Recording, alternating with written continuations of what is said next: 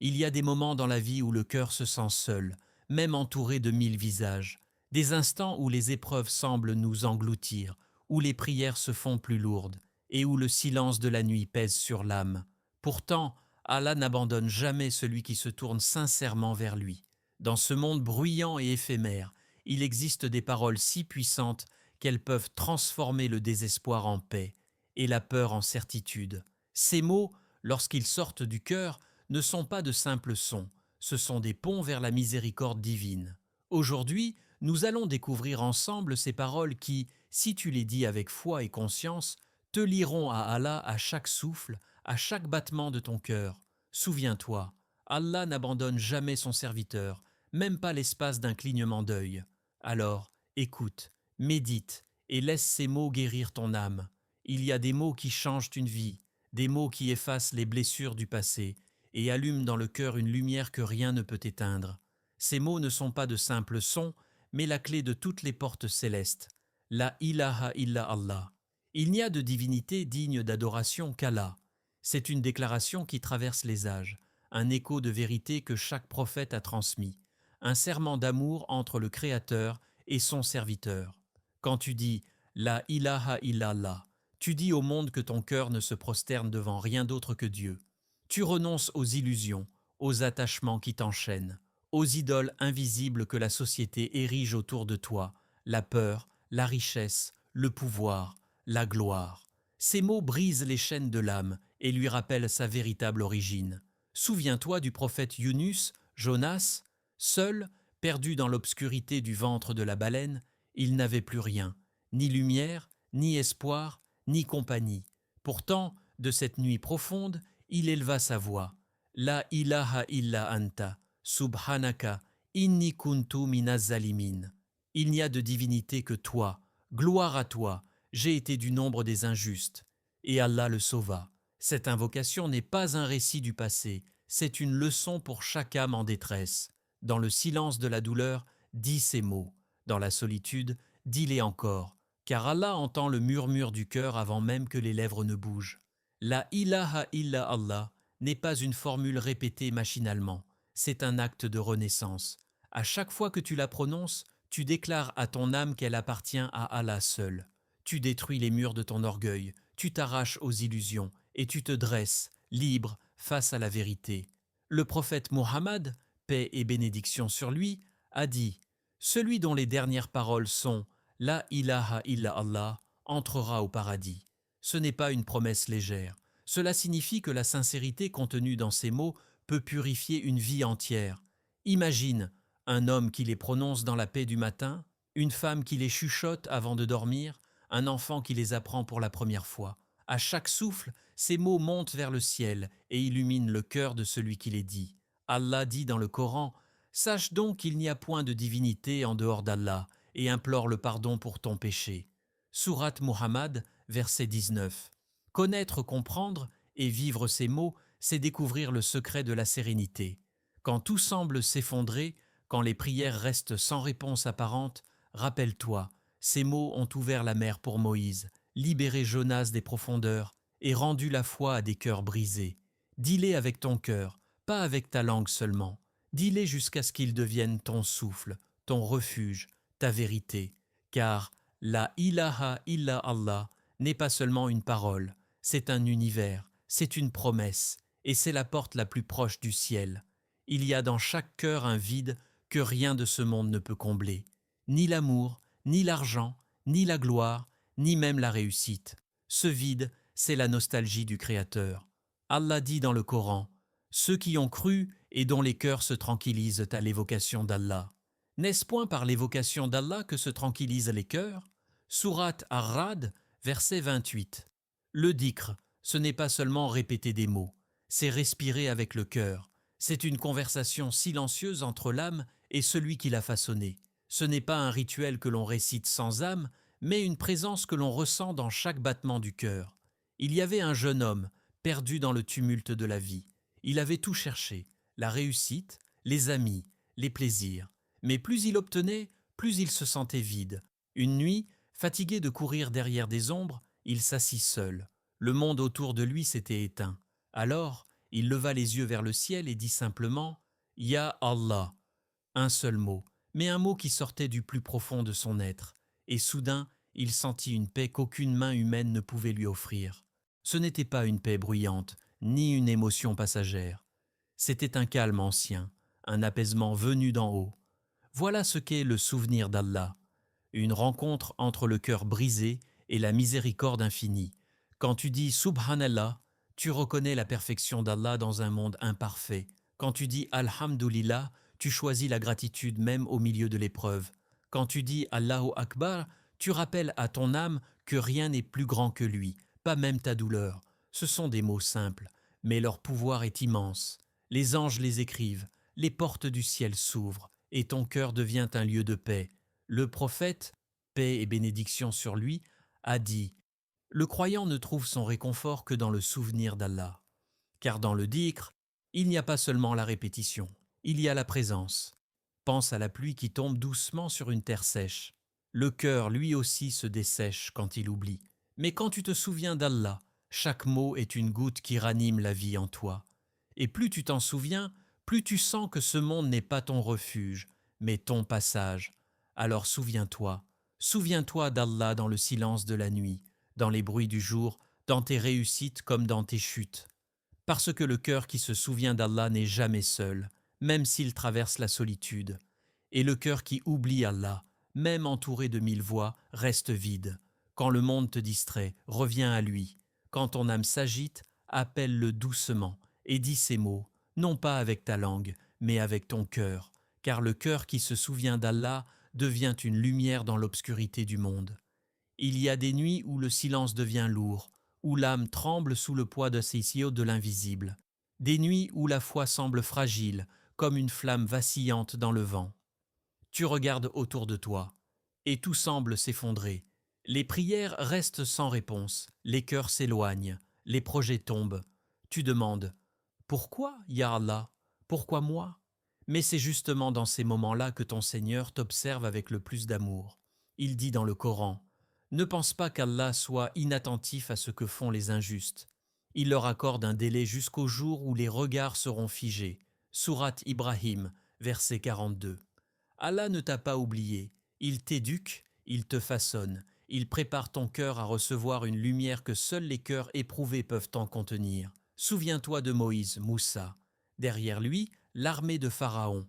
Devant lui, une mer infranchissable. La peur des siens grandissait. Les cris montaient. « Nous allons être rattrapés !»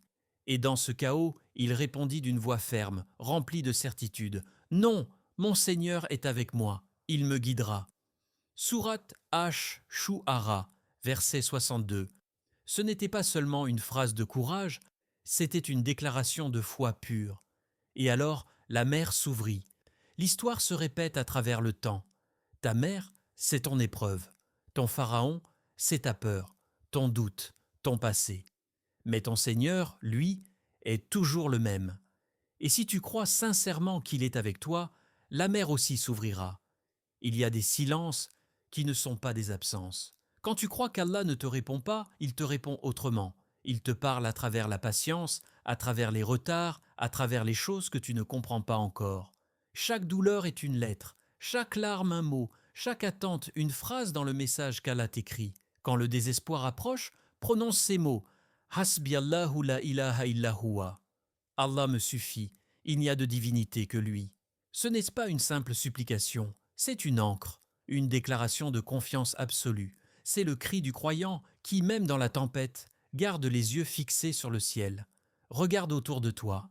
Le soleil se couche, mais il revient toujours. La pluie tombe, mais elle donne vie à la terre. De la même manière, l'épreuve ne vient pas pour te détruire, mais pour te purifier. Allah dit « C'est avec la difficulté que vient certes la facilité. » Sourate Al-Inshira, verset 6. Remarque, il ne dit pas « après la difficulté », mais « avec ». Cela signifie que dans ta souffrance, la solution est déjà en chemin. Alors, quand tu doutes, souviens-toi, Allah t'a vu avant même que tu le cherches. Quand tu as peur, rappelle-toi. Il connaît le battement de ton cœur mieux que toi-même. Et quand tout semble perdu, dis avec foi « Hasbi Allahu la ilaha illa huwa » Parce que celui qui place sa confiance en Allah ne tombe jamais. il s'élève autrement. Le cœur humain était fragile, il saigne, il se brise, il s'alourdit parfois des blessures que les maux et les trahisons laissent derrière eux. Mais Allah, dans sa sagesse infinie, nous a offert deux remèdes capables de guérir tout ce que le monde ne peut réparer, le pardon et la gratitude. Allah dit dans le Coran, « Si vous êtes reconnaissant, très certainement j'augmenterai mes bienfaits pour vous. » Sourate Ibrahim, verset 7. Ces mots ne sont pas une promesse ordinaire, ils sont une clé spirituelle. La gratitude n'est pas seulement un remerciement, c'est un regard qui voit la lumière même dans l'obscurité, la sagesse même dans la douleur, la présence d'Allah même dans l'absence. Dis Alhamdulillah, non pas seulement quand la vie t'offre ce que tu veux, mais surtout quand elle t'en prive, parce qu'il y a dans chaque épreuve une sagesse que ton cœur comprendra plus tard. Souviens-toi du prophète Aïoub, Job, malade, abandonné, épuisé. Ses jours étaient faits de souffrance, ses nuits de silence. Mais jamais il ne s'est plaint. Il a simplement dit « Le mal m'a touché, et tu es le plus miséricordieux des miséricordieux. » Sourate Al-Anbiya, verset 83. Et Allah le guérit. La patience et la reconnaissance ont transformé son épreuve en élévation. Le pardon, lui, est un acte encore plus grand. Pardonner ne veut pas dire oublier. Cela signifie libérer ton cœur de ce qui l'emprisonne. Quand tu pardonnes, tu ne rends pas justice à celui qui t'a blessé, tu rends justice à ton âme. Et lorsque tu dis Astaghfirullah, tu invites la miséricorde d'Allah à descendre sur toi comme une pluie bienfaisante.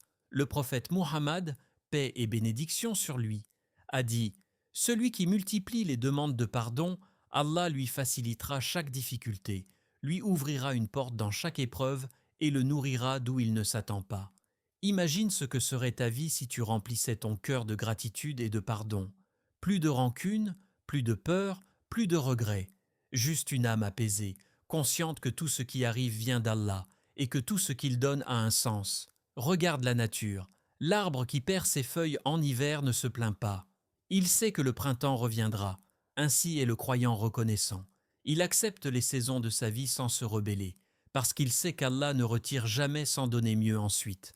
La gratitude, c'est dire Alhamdulillah même dans la douleur. Le pardon, c'est dire Astaghfirullah, même quand ton cœur saigne. Ces deux mots, s'ils sortent sincèrement de ton âme, purifieront ton cœur de ce qui l'alourdit, car un cœur rancunier est un cœur prisonnier. Mais un cœur reconnaissant est un cœur libre, et c'est dans ce cœur libre que réside la paix, car Allah n'habite que dans un cœur purifié de la haine et éclairé par la gratitude.